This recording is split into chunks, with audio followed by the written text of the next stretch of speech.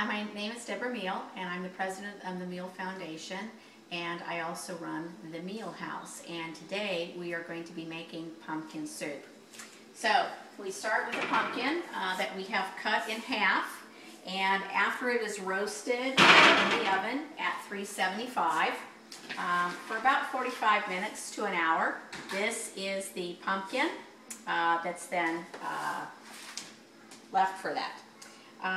We're going to start with a half an onion, and we're going to saute these onions and sweat them, and we're going to brown them, and it takes about 4 minutes to do that. So I'm going to start with some extra virgin olive oil that I put in my big pot. I've already pre-chopped half of an onion, and I'm going to begin sauteing it. The onions are caramelizing a bit. You don't want them too caramelized because it'll make the pumpkin soup too sweet, and that's not what we're going for. We're going for rich and robust and not something that's really, really sweet. I have skinned the outside of that pumpkin, and now I have my roasted pumpkin that I'm adding to my onions. So I'm going to cut up these pieces of roasted pumpkin.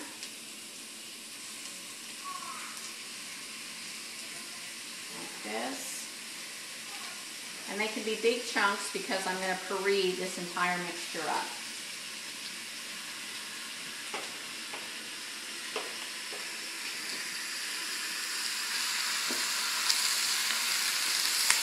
Okay. Now, I roast my own garlic,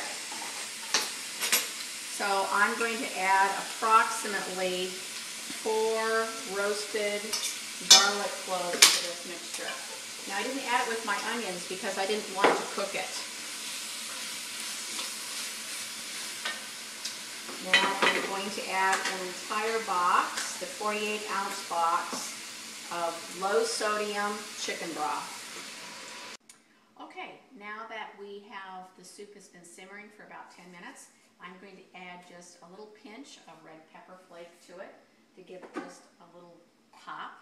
And I'm going to add just a little bit of salt because since I used the low sodium broth, I can now determine how much salt I want to taste.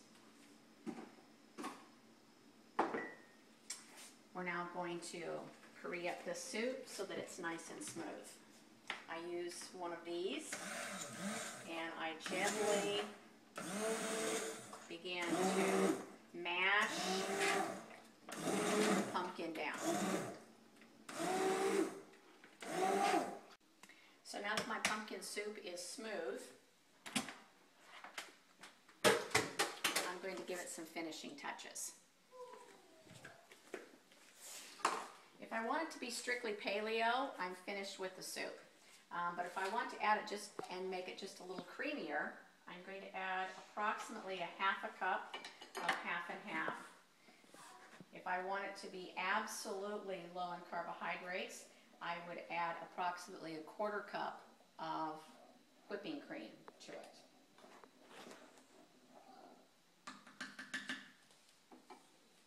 And that's it.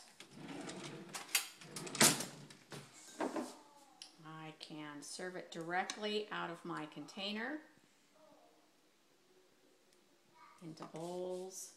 I can garnish it, if I wish, with a little bit of Parmesan cheese and a little sprinkle of sage. And that's pumpkin soup.